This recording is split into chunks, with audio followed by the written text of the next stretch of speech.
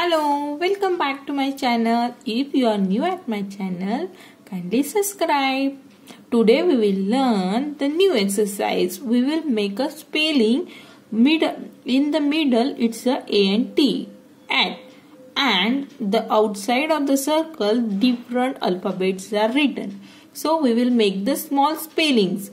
Means it's a first is S-A-T sat. S-A-T sat. Right? The second is B. B-A-T bat. B for bat.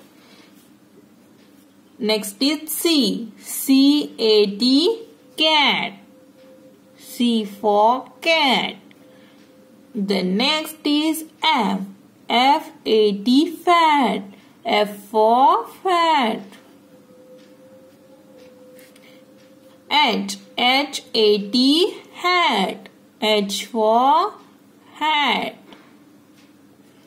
M. M-A-T mat. M for mat. P. P-A-T pat.